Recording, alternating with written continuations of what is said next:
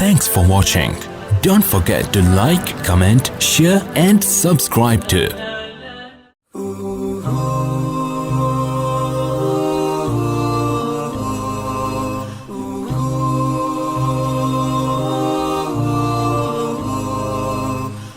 الحمد لله نحمده ونستعينه ونستغفره ونؤمن به ونتوكل عليه ونعوذ بالله من شرور أنفسنا ومن سيئات أعمالنا من يهده الله فلا مضل له ومن يضلله فلا هادي له ونشهد أن لا إله إلا الله وحده لا شريك له ونشهد أن سيدنا ومولانا محمدا عبده ورسوله أما بعد فأعوذ بالله من الشيطان الرجيم وقالت اليهود ليست النصارى على شيء وقالت النصارى ليست اليهود على شيء وهم يتلون الكتاب صدق الله العظيم. ایک مرتبہ محبت سے درود شریف پڑھ لیں. اللہم صلی اللہ علیہ وسلم. میرے عزیز دوستوں، محترم بزرگوں، گزشتہ 16 ہفتوں سے اللہ کے نبی صلی اللہ علیہ وسلم کی مبارک معطر زندگی کو سلسلہ وار ہم چلا رہے ہیں اور ہم یہاں تک پہنچے تھے. تو غزوہ بدر کے بعد ہم نے یہ پڑھا تھا کہ مدینہ میں یہودیوں کے 3 قبیلے رہتے تھے، بنو قینقاع، بنو نذیر اور بنو قریظہ.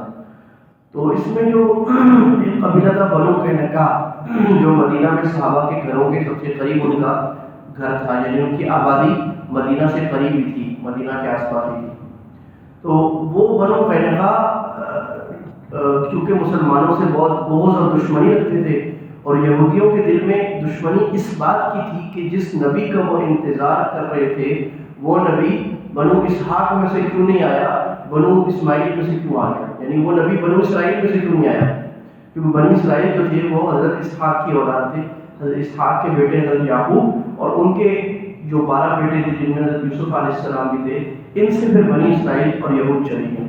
تو ان کے اندر چونکہ قومی تعصب بہت زیادہ تھا، اپنی قومی انانیت، اس لیے اس قومی تعصب نے انہیں اسلام کو اور دین حق کو ماننے سے روک دیا. اس سے ہمیں یہ بھی اندازہ ہوتا ہے کہ قومی تعصب کتنی خراب چیز ہے، یا اپنا علاقائی تعصب یا خاندانی تعصب یا اپنے قبیلے کا تعصب کہ میرا قبیلہ سپیریئر ہے، بڑا ہے. یہ اسلام اللہ کے نبی کی زبان کے مطابق یہ زہریلا نظریہ ہے، بلکہ افضلیت ہمارے یہاں کس کی بنیاد پر ہے؟ تقوی کی بنیاد پر، کسی قوم رنگ نسل کی بنیاد پر نہیں ہے. تو بنو قینقاع جو تھے انہوں نے اپنی دشمنیاں نکالنی شروع کر دیں اور مسلمانوں کے خلاف ان سے برداشت نہیں، بغض اپنا دل میں چھپا دیا. انہوں نے اللہ کے نبی کے بارے میں برے برے کلمات کہنا شروع کیے اور یہ بھی کہا ہم ان کو قتل کریں گے. اور پھر ان کے بازار میں، بنو قینقاع کے مزار میں ایک مسلمان خاتون گئیں، تو انہوں نے کیا کیا، ایک یہودی نے جو ہے وہ اس کو کہا اپنا پردہ ہٹاؤ. اس نے کہا میں نہیں ہٹاتی. تو وہ جانے لگی تو اس نے ان کا جو دوپٹہ تھا وہ ایک کیل میں پھنسا دیا. وہ عورت جب چلی تو وہ اس مسلمان خاتون کا پردہ ہٹ گیا، دوپٹہ اتر گیا سر سے. تو اس پر یہودی سارے ہنسنے لگ گئے.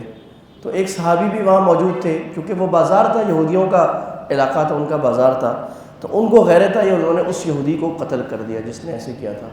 باقی جو بنو قینقاع کے یہودی تھے انہوں نے ان صحابی کو قتل کر دیا.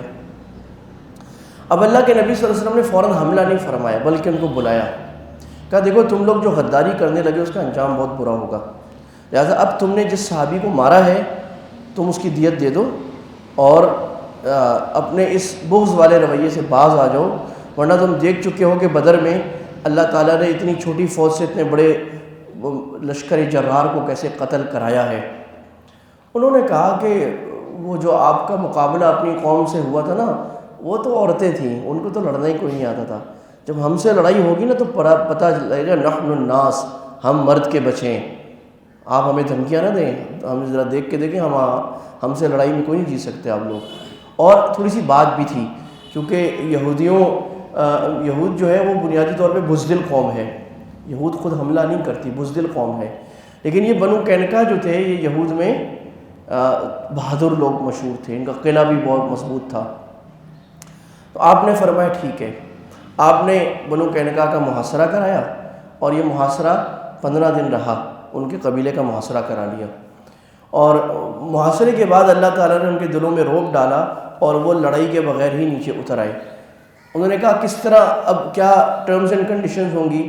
تو اللہ کے نبی نے فرمایا جو میں فیصلہ کروں اس پر تمہیں تسلیم ہونا ہوگا، اگر تم سرنڈر ہو رہے ہو تو کوئی شرط میں تمہاری نہیں مانوں گا۔ اب اللہ کے نبی کا شاید ارادہ یہ ہو یا مسلمانوں کے انہوں نے غداری کی ہے تو ان کے جو جنگجو لوگ ہیں ان کو قتل کیا جائے۔ یہاں عبداللہ بن ابی بیچ میں آیا۔ عبداللہ بن ابی خزرج قبیلے کا تھا جو منافق تھا، اور ان کی خلافت کا ایک تعلق یعنی دوستی کا تعلق، یہ دوستی کا آفیشیل تعلق ہوتا تھا اس زمانے میں، یہ بنو قینقاع کے ساتھ چلتا تھا۔ اس نے سفارش کی یا رسول اللہ بن کو قتل نہ کریں، اور بہت اصرار کیا، تو اللہ کے نبی نے عبداللہ بن ابی منافق کی بات بھی مان لی، اور آپ نے فرمایا ٹھیک ہے، ان کو اپنا اسلحہ چھوڑ کے یہاں سے جلا وطن ہونا ہوگا اور اپنے بیوی بچوں کو اور سامان کو لے جائیں۔ تو وہ جو ہے اپنے سامان کو لے جانے لگے اور وہاں سے جلا وطن ہو گئے اور خیبر چلے گئے، کچھ زندہ رہے کچھ مر گئے۔ جبکہ عبادۃ الصامت رضی اللہ عنہ وہ بھی خزرج کے حلیف، خزرج کے سے تھے، اور وہ بھی بنو قینقاع کے حلیف تھے۔ انہوں نے کہا میرا آج ان سے تعلق ختم ہے، کیونکہ انہوں نے اللہ سے اور اللہ کے رسول سے غداری کی ہے، لہٰذا میری کوئی دوستی ان سے قائم نہیں ہے۔ تو اللہ تعالیٰ نے اس پر آیت نازل فرمائی، یا ایھا الذین آمنوا لا تتخذوا اليہود والنصارى اولیاء، اے ایمان والو یہود و نصارہ کو اپنا دلی دوست نہ بنا کے رکھو، بعضهم اولیاء بعض، یہ بعض ایک دوسرے کے دوست ہیں، تمہارے دوست نہیں ہیں، ومن یتولہم منکم فانہ منہم، اور جو ان سے دلی دوستی لگائے گا وہ انہی میں سے ہو جائے گا۔ کیا معنی؟ دنیا میں بھی اس پر وہی عذاب آئے گا اور آخرت میں بھی اللہ اس کا حساب انہی لوگوں کے ساتھ کریں گے۔ جو مسلمان کفار سے دلی دوستیاں لگائے گا، کفار لشکروں سے جو اسلام کے خلاف ہیں دلی دوستیاں لگائے گا۔ پھر اللہ نے فرمایا فَتَرَى الَّذِينَ فِي قُلُوبِهِم مَّرَضٌ يُسَارِعُونَ فِيهِمْ، اور آپ دیکھیں گے کہ جن کے دلوں میں مرض ہے وہ ان میں دوڑے چلے جاتے ہیں ان کافروں کی طرف۔ کون سا مرض ہے؟ کون سا مرض ہے؟ منافقت کا مرض ہے۔ تو عبداللہ بن ابی اور اس کے ساتھیوں کی طرف اشارہ تھا۔ عبداللہ بن ابی کو کہا کہ بھئی تم کیوں دوستی نہیں توڑ رہے خزرج سے، بنو قینقاع سے؟ تو اس نے کہا کہ بھئی مجھے تو خوف ہے حالات زمانہ کا، وہ بڑا قبیلہ ہے، ان کی سپورٹ چاہیے، ابھی دیکھو نا امریکہ سے اسرائیل سے تو جنگ نہیں کر سکتے، تسلیم کر دینا چاہیے، بہت خطرناک ہیں، بہت طاقتور ہیں، ضرورت میں کام آئیں گے، ایسے نہیں ہوتا، تم پاگل ہو مولوی لوگ، تمہیں پتہ کوئی نہیں ہے دنیا کیسے چلتی ہے، تمہیں انٹرنیشنل ریلیشنز کا نہیں پتہ، اسٹریٹجک پوزیشنز کا نہیں پتہ، ایسے تھوڑی ہوتا ہے۔ اس نے یہ باتیں کی، تم پاگل ہو، تمہارے عقل خراب ہے، ایسے تھوڑی آدمی سب سے تعلق توڑ سکتا ہے، بنو قینقاع تو بہت بڑی طاقت ہے، ان سے مجھے تعلق رکھنا ہے اپنے قبیلے کی خاطر، میں نہیں توڑ سکتا۔ تو اللہ تعالیٰ نے اس کی اس بات کو قرآن میں ذکر فرما دیا۔ آپ دیکھتے ہیں کہ جو لوگ جن کے دلوں میں مرض ہے، یقولون نخشی ان تصیبنا دائرہ، وہ منافق یہ کہتے ہیں کہ ہمیں خوف ہے کہ ہم پر گردش ایام نہ آ جائیں، یعنی زمانہ پلٹے، ہم مصیبت میں آ جائیں، ہمیں ان کی ضرورت پڑ جائے طاقتور لوگوں کی، پھر وہ ہماری مدد تو نہیں کریں گے۔ اللہ نے فرمایا فَعَسَى اللَّهُ أَن يَأْتِيَ بِالْفَتْحِ أَوْ أَمْرٍ مِّنْ عِنْدِهِ، ہو سکتا ہے معاملہ کچھ اور ہو جائے۔ کیا؟ عَسَى اللَّهُ أَن يَأْتِيَ بِالْفَتْحِ، کہ اللہ تعالیٰ مسلمانوں کو ان سارے کافروں پر فتح دے دے، یا اللہ کا کوئی اور حکم آ جائے عذاب کا، فَيُصْبِحُوا عَلَى مَا أَسَرُّوا فِي أَنفُسِهِمْ نَادِمِينَ، پھر یہ منافق لوگ اپنے دل میں جو بات چھپائے بیٹھے ہیں اس پر شرمسار ہو جائیں گے، پھر ان کو شرم آئے گی، دل میں کیا چھپائے بیٹھے ہیں؟ وہی منافقت کا مرض۔ تو اللہ تعالیٰ نے اس آیات میں یہ بتا دیا مسلمانوں کو کہ ایک مسلمان پر ضروری ہے کہ اللہ کے وعدوں پر ایمان لائے اور اللہ کے حکموں پر پورا چلے۔ نتائج ہمارے ہاتھ میں نہیں ہیں، یہ ہو جائے گا، یہ ہو جائے گا، یہ ہمارے ہاتھ میں نہیں۔ ہاں شریعت کے اندر رہتے ہوئے ہم ضرور اس پہ دنیا کے تعلقات میں بات، لیکن جہاں شریعت کا حکم واضح خلاف ہو اور اللہ نے فرمایا یا تو میرے دشمن کے ساتھ ہو جاؤ تو تم اس میں سے ہو جاؤ گے، یا میرے دشمن سے بیزاری کا اعلان کرو کہ میرا دشمنوں سے کوئی تعلق نہیں، جو اللہ کے رسول کے دشمن ہیں، مسلمانوں پر جنگ مسلط کر رہے ہیں، تو تم پھر مومن ہو ورنہ منافق ہو۔ اور اللہ نے فرمایا ہو سکتا ہے اللہ تعالیٰ جلد ایمان والوں کو فتح عطا فرما دے۔ تو یہاں سے بتا دیا الولاء والبراء ہمارا ایک عقیدہ ہے جو ہر مسلمان کو رکھنے کا ہے، اس عقیدے کا نام ہے عربی میں الولاء والبراء۔ کیا معنی؟ دلی دوستی ہے تو کس کے ساتھ؟ ایمان والوں کے ساتھ، اور نفرت کا اور بیزاری کا تعلق ہے تو کس کے ساتھ؟ اللہ کے دشمنوں کے ساتھ۔ اب مسئلہ یہ آ گیا ہے کہ مسلمانوں کی ایک بڑی تعداد ایسی ہے جو کفار سے متاثر ہیں، وہ مسلمانوں کو برا بھلا کہہ رہے ہوتے ہیں، سارا دن کفار کو اچھا کہہ رہے ہوتے ہیں، کبھی سارا خیر کے کام تو کافروں نے کیا ہے اور مسلمانوں میں ساری خرابیاں ہیں۔ یہ بات تو ٹھیک ہے کہ ہم میں بہت کمیاں ہیں، لیکن اس کو اس لحاظ سے بیان کرنا کہ گویا کہ کفر کی تعریف ہونے لگے اور یہ تعریف ہونے لگے کہ دنیا کو ساری خیر جو ہے وہ کافروں نے دی اور مسلمانوں نے کچھ دیا ہی نہیں ہے، احساس ندامت ہو جائے، احساس کمتری ہو جائے اپنے آپ پر، اپنے دین پر، یہ کم علمی کی اور کم فہمی کی علامت ہے۔ ہم نے اپنی تاریخ پڑھی کتنی ہے، اپنے قرآن کو پڑھا کتنا ہے، اپنی حدیث کو پڑھا کتنا ہے کہ ہمیں احساس برتری اور پورا ایمان اور پورا یقین اور توکل اللہ کے احکامات پر ہو جائے۔ تو اللہ تعالیٰ نے یہاں سے یہ بات بھی سمجھ میں آ رہی جو میں عرض کر رہا ہوں کب سے، کہ قرآن اور سیرت جڑا ہوا ہے۔ آپ قرآن کو سیرت سے جدا کر کے نہیں پڑھ سکتے۔ اگر آپ اللہ کے نبی کی زندگی کو نہیں پڑھتے تو قرآن کو نہیں سمجھ سکتے، کیونکہ ہوتا کیا ہے کہ اللہ کے نبی کی زندگی میں کوئی واقعہ ہوتا ہے، اس پر آیت آتی ہے، پھر واقعہ ہوتا ہے، پھر آیت آتی ہے، پھر واقعہ۔ اگر آپ کو وہ پورا واقعہ پورے سیناریو کے ساتھ، پورے پس منظر کے ساتھ نہیں پتا تو وہ آیت سمجھ میں نہیں آئے گی۔ تو یہ ہو گیا، اور اللہ تعالیٰ نے ان دشمنوں سے مسلمانوں کو نجات عطا فرمائی۔ اس کے بعد اسی سال میں ایک بڑا مبارک واقعہ حضرت علی اور حضرت فاطمہ کی شادی کا ہوا ہے۔ اس کا واقعہ بھی بڑا دلچسپ ہے۔ حضرت فاطمہ کو پہلے دوسرے بعض صحابہ نے رشتہ بھیجا، جب ان کی عمر 15 سال ہو گئی، عمر رضی اللہ عنہ کی طرف سے بھی رشتہ آیا اور صحابہ کی طرف سے بھی آیا، لیکن اللہ کے نبی نے بھی اور حضرت فاطمہ نے بھی انہوں نے کہا نہیں، یہ رشتہ میں نے نہیں لینا۔ آپ نے اپنی بیٹی کی بات کا احترام کیا، اور یہ بات آج بھی ضروری ہے کہ عورت کا رشتہ اس کی مرضی کے بغیر کرنا ناجائز ہے۔ اگر اس کی مرضی نہیں ہے تو وہ نکاح ہوگا ہی نہیں، اور ہمارے معاشرے ابھی تک اس معاملے کو سمجھتے نہیں ہیں اور لڑکی پر مسلط کرتے ہیں کسی نکاح کو، اور پھر اس کو مصیبت یہ اسلام کا نام دیتے ہیں۔ ہمارے یہاں بہت ساری چیزوں میں ہم نے اپنے کلچر کو، سندھی کلچر کو، پٹھان کلچر کو، پنجابی کلچر کو، بلوچی کلچر کو دین کا نام دیا ہے۔ کلچر دین نہیں ہوتا، کلچر اگر دین کے موافق ہے تو ٹھیک ہے، دین کے خلاف ہے تو وہ دین نہیں ہے۔ دین اسلام ہے جو واضح اللہ نے عربوں پہ نازل فرمایا تھا۔ لہٰذا عورت کی دلی خواہش اس کو بتانا، بھائی فلاں کا رشتہ ہے، فلاں ایسا ہے ایسا ہے، اگر وہ کہے میں نے دیکھنا ہے تو دیکھ بھی لو۔ اسی طرح لڑکا کہے میں نے لڑکی کو دیکھنا ہے تو شریعت نے کہا دیکھ بھی لو، تاکہ بعد میں کوئی یہ نہ ہو کہ بھئی آپ نے تو ہمیں چونا لگا دیا، بتائے کوئی نہیں۔ اچھی طرح دیکھ لو بھائی، یقین کر لو، اس کے خاندان رشتہ دار ساری معاملات دیکھ لو، پھر شادی کرو، کیونکہ شادی تو لڑکا لڑکی نے کرنی ہے، انہوں نے زندگی گزارنی ہے، ماں باپ نے تو نہیں گزارنی۔ یہ اور بات ہے کہ لڑکا لڑکی پر چاہیے کہ اگر ماں باپ صائب الرائے ہیں اور ماں باپ اچھے خاندان کے لڑکے لڑکی کے خیر خواہ ہیں تو وہ ماں باپ کی خواہش پر اپنے سر کو جھکائے اور ماں باپ سے موٹی موٹی باتیں پوچھ کر ان کو کہے ابا جیسے آپ کہیں، اماں جیسے آپ کہیں، اگر آپ کو وہ رشتہ میرے لیے اچھا لگ رہا ہے تو میں خوش ہوں اس پر۔ یہ اللہ تعالیٰ نے ہمیں سکھایا ہے۔ حضرت علی کو کسی نے کہا، ان کے ایک غلام نے، دوست نے، کہ بھائی حضرت فاطمہ پر رشتے آ رہے ہیں تو تم بھی رشتہ پیش کر دو۔ کہا بھائی میں کیا پیش کروں، میں تو غریب ہوں، میرے پاس تو کوئی ہے ہی نہیں کوئی پیسے ویسے۔ کہا جاؤ تو، اگر اللہ کے نبی کو پسند آیا تو اللہ کے نبی خود تمہیں سپورٹ کر دیں گے۔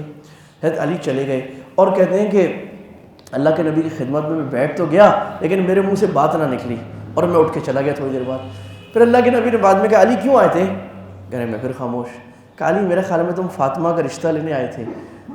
کہہ رہے میں پھر خاموش، میں نے سر ہلا دیا۔ کہا اچھا، تو کہا کہ کچھ ہے تمہارے پاس دینے کو مہر میں؟ کچھ بھی نہیں جی، انی رجل سعلوک، میرے پاس تو کچھ بھی نہیں ہے۔ تو اللہ کے نبی نے کہا وہ جو ایک زرہ تمہارے پاس تھی، کہا اس زرہ کی بھی کوئی خاص قیمت تو ہے نہیں۔ آپ نے فرمایا چلو وہ زرہ دو گے مہر میں؟ کہا جی وہ زرہ مہر میں دے دیتا ہوں میں۔ تو آپ نے فرمایا ٹھیک ہے، میں نے اس زرہ کے بدلے تمہارا نکاح، تمہارا رشتہ فاطمہ سے کر دیا، یا منگنی ہو گئی۔ اس کے بعد اللہ کے نبی صلی اللہ علیہ وسلم نے پھر فوراً ہی کچھ دن میں ہی مسجد میں نکاح پڑھا کے حضرت علی کا، پھر آپ نے فرمایا جاؤ علی تھوڑا سا انتظام کرو۔ تو حضرت علی پھر ایک روایت میں وہ زرہ لے کے حضرت عثمان کے پاس گئے۔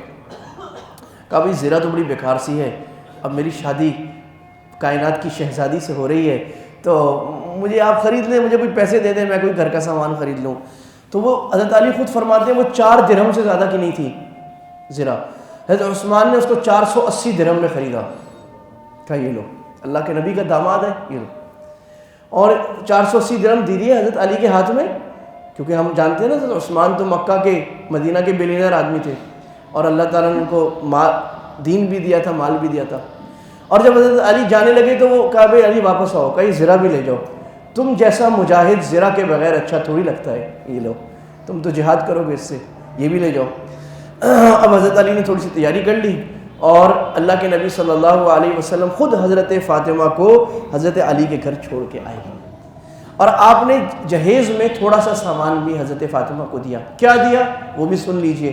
لوگ کہتے ہیں جی جہیز تو ثابت ہے، تو جہیز میں جناب فریج دیں گے، آج کل کیا ہوتا ہے ڈی فریزر دیں گے، لڑکے کا کمرہ بھی لڑکی والے بنائیں گے، پردے بھی بنائیں گے، فرنیچر بھی بنائیں گے، 40 الیکٹرانک آئٹم دیں گے، لڑکے کی بہنوں کو یہ دیں گے، لڑکے کے بھائیوں کو دیں گے، منگنی کے وقت ہاتھ میں 100 ڈبے جائیں گے، پھر جناب اس کے بعد اتنی انگوٹھیاں، ہر ایک کے پیسے، ساس کو اتنا، سسر کو اتنا، کزنس کو اتنا، ان کے جوڑے، ایک مصیبت ہندوانہ رسم کی نحوست ہمارے اوپر مسلط ہے۔ تو اللہ کے نبی نے 3 چیزیں دی، صرف ایک چادر دے دی، اور ایک آپ نے تکیہ دیا چمڑے کا جس میں گھاس بھرا ہوا تھا، اور وہ سونے کے لیے بس یہ دیا تھا، اور ایک جو ہے وہ آپ نے چارپائی دے دی، بس بھائی یہ ہے، بس یہ جہیز ہے جس میں حضرت فاطمہ کو کائنات کی شہزادی اور کائنات کے سب سے اعلیٰ انسان، مقصد کائنات، اور جن سے اعلیٰ کوئی نہ ہوا نہ کوئی ہوگا، اور جن سے بڑا مرتبے میں نہ کوئی ہوا نہ کوئی ہوگا، ان کی سب سے پیاری بیٹی، ان کی بھی 4 بیٹیوں میں سے سب سے پیاری بیٹی، جس کو اللہ کے نبی فرما رہے فاطمہ تو بضعۃ منی، فاطمہ میرے جگر کا ٹکڑا ہے، جس نے فاطمہ سے نفرت کی میرے سے نفرت کی، جس نے فاطمہ کو تکلیف دی مجھے تکلیف دی۔ اور آپ نے فرمایا فاطمہ اس پر خوش نہیں ہو کہ تکون سیدۃ نساء اہل الجنہ، تم ساری جنت کی عورتوں کی سردار ہوگی۔ پوری امت کا اجماع ہے کہ کائنات میں حضرت مریم کے سوا سب سے افضل عورت وہ حضرت فاطمہ رضی اللہ، تو کائنات کی افضل ترین عورت، ان کی رخصتی ہو رہی ہے اور ایسی سادگی سے۔ اور ہمارے یہاں تو بارات ہوتی ہے تو پتہ نہیں ڈھول ڈھمکے، اور بارات پر الگ فنکشن اور منگنی پر الگ فنکشن، اور بارات لے جانے کی الگ مصیبت، 100 آدمی آئیں گے، جائیں گے لڑکی کے گھر میں کھانا ہوگا، اور یہ پہنیں گے وہ پہنیں گے، یہ لے جائیں گے، اور بارات کی مصیبت۔ وہ اللہ کے نبی خود جا کر حضرت علی کے گھر چھوڑ کے آ رہے ہیں، لو بھائی اپنی امانت اور رکھو، چلو جی۔ رخصتی ہو گئی اسی گھر میں، حضرت فاطمہ نے گھر کو تیار کر لیا، رخصتی ہو گئی، شادی ہو گئی پیاری۔ اور بعد میں بھی تعلق کیسا رہا، مدینہ میں جب غزوہ احزاب ہوا نا، اس کے بعد اسلام میں دولت آنے لگی، تو غلام آئے بہت سارے، آپ نے سب صحابہ کو غلام تقسیم کیے۔ حضرت فاطمہ رضی اللہ عنہا، ان کے ہاتھ پہ چکی چلا چلا کے نا چھالے پڑ گئے۔ گھر میں چکی چلائی جاتی تھی، آج کل تو آپ کے پاس کیا ہے، وہ مشین ہوتی ہے نا، چاپر شاپر اس پہ کرتے ہیں، تو خود ہاتھ سے مشین چلاتے تھے۔ پہلے زمانے میں عورتیں، ہمارے عزت فرماتے تھے مفتی رشید صاحب، پہلے زمانے میں عورتیں گھر کا کام کرتی تھیں تو فٹ رہتی تھیں۔ آج کل کرسی پہ بیٹھتی ہے، گھر کا کام خادمائیں کرتی ہیں، اب پیٹ بڑھ گیا، اب کیا، اب جم جائے گی۔ بھائی وہ گھر کا کام پہلے کرا دو کہ کام بھی ہو جائے گا اور جسم بھی صحیح رہے گا۔ نہیں، گھر کا کام تو نوکروں نے کرنا ہے، مشینوں نے کرنا ہے، ہم نے بس اب تو موٹے ہو کے جم جانا ہے جناب۔ تو حضرت فاطمہ خود گھر کا کام کر رہے ہیں، اب سب کو نوکر تقسیم ہو رہے ہیں۔ اللہ کے نبی نے حضرت فاطمہ، آپ نے حضرت علی نے حضرت فاطمہ کو کہا بھائی تم بھی جاؤ ایک نوکر لے لو۔ تو حضرت فاطمہ گئیں، اللہ کے نبی کہیں مصروف تھے، صحابہ بیٹھے تھے، واپس آ گئے۔ رات کو اللہ کے نبی خود حضرت فاطمہ کے گھر آئے، کہا فاطمہ تم میرے گھر آئی تھی، کوئی معاملہ تھا؟ اب آپ دیکھیں کہ باپ کا کردار کیسا ادا ہو رہا ہے، باپ کا کردار کیسے، کہ بیٹی سے کیسی محبت ہے، اور بتایا جا رہا ہے کہ بیٹی کائنات کی کتنی بڑی زینت ہے اور کتنی بڑی رحمت ہے کہ اللہ نے اپنے نبی صلی اللہ علیہ وسلم کو بیٹے دیے، زندہ نہیں رہے، بیٹیاں زندہ رہیں۔ رسول اللہ کا نسب بیٹی سے چل رہا ہے، بیٹوں سے نہیں چل رہا۔ کہ یہ بتایا جن لوگوں کی بیٹیاں زیادہ ہوتی ہیں، اور جو ایک عربوں کے جاہلی معاشرے سے اور ہندوؤں جاہلی معاشرے سے ہم پر آئی ہے کہ جب بیٹی پیدا ہو تو چہرہ کالا ہو جاتا ہے اور طبیعت خراب ہو جاتی ہے، اور بیٹا ہو تو خوشی سے کھل جاتا ہے۔ لگتا ہے بیٹی اللہ کی رحمت ہے، اللہ کے نبی کو بیٹیاں ملی ہیں، اور بیٹی سے پیار کیسا کیا ہے۔ اللہ کے نبی گھر آتے تھے جب غزوے سے، سفر سے، سب سے پہلے کہاں جاتے تھے؟ اپنی 9 بیویوں کے گھر نہیں جاتے تھے، پہلے حضرت فاطمہ کے گھر آتے تھے۔ حضرت فاطمہ کے گھر آتے اور حضرت فاطمہ کا ماتھا چومتے، اور حضرت فاطمہ کھڑے ہو کر اللہ کے نبی کا ہاتھ چومتے۔ آپ پوچھتے فاطمہ خیر ہے، کوئی ضرورت ہے، کوئی چیز تو نہیں چاہیے، پریشانی تو نہیں ہے؟ تو حضرت فاطمہ جو ہے وہ خوش ہوتی تھی۔ پھر اس کے بعد اپنی بیگمات کے پاس اللہ کے نبی تشریف لے جاتے تھے۔ یہ میرے عزیز دوستوں یہ پیاری معاشرت سکھائی ہے جو آج امت سے رخصت ہو گئی. نہ بیوی اپنے حقوق ادا کر رہی ہے، نہ شوہر اپنے حقوق ادا کر رہا ہے. تو حضرت فاطمہ بھی آ گئی. حضرت فاطمہ نے کہا کہ رسول اللہ سب کو آپ نے خادم دیے، مجھے بھی خادم دے دیتے. میرے ہاتھ میں چھالے پڑ گئے. اب اللہ کے نبی نے یہ نہیں کہا کہ ہائے میری بیٹی شہزادی ہاتھ میں چھالے پڑ گئے تجھے کوئی تکلیف نہ پہنچے. کہا نہیں میری بیٹی تجھے میں خادم دے دوں یا خادم سے اچھی چیز دے دوں. رسول اللہ خادم سے اچھی چیز دے دیں.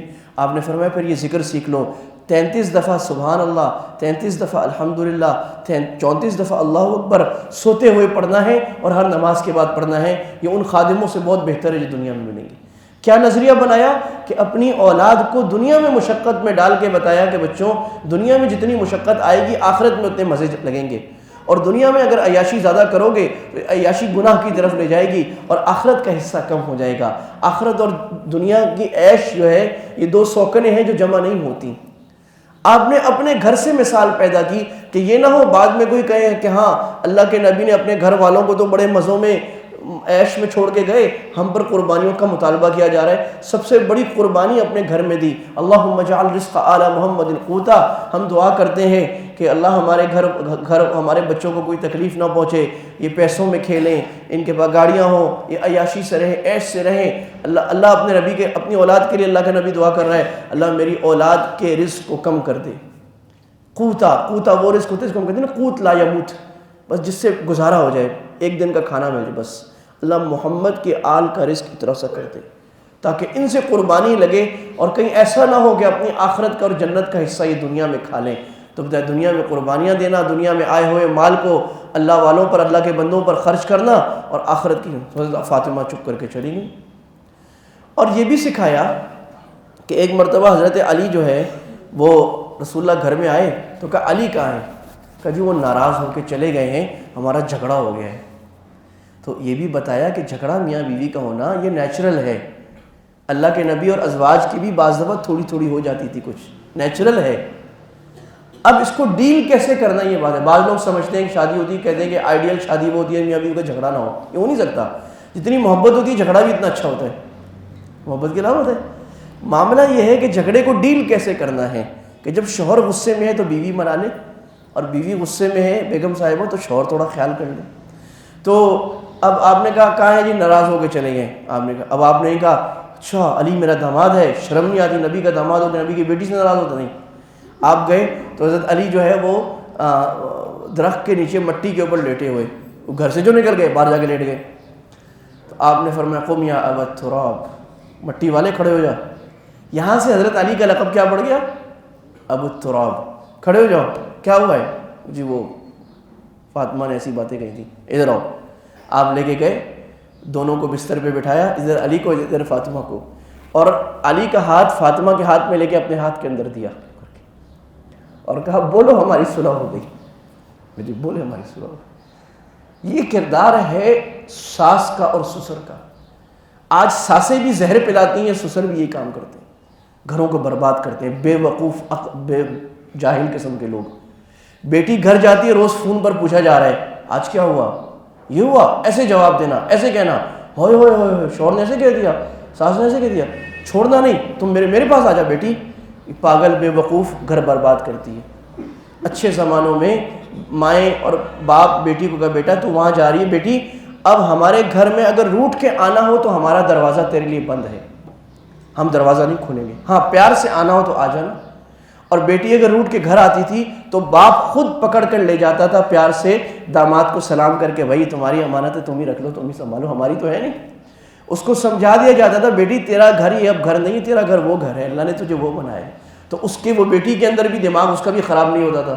اب جب ساس اپنی ماں سے روز شہ مل لی اس کا دماغ بھی روز خراب ہوتا ہے.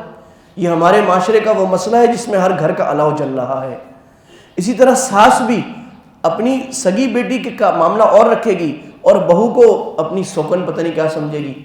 اس کو یہ سمجھنے کی ضرورت ہے ساس کو سسر کو کہ یہ میری نئی بیٹی ہے جو اللہ نے دی ہے، بلکہ میری حقیقی بیٹی سے زیادہ میرا اس پر حق ہے کیونکہ میری بیٹی تو رخصت ہو کے چلی گئی، یہ بیٹی تو سارا دن میرے گھر میں ہے، میری خدمت کر رہی ہے، میرے بیٹے کی راحت کا سبب ہے.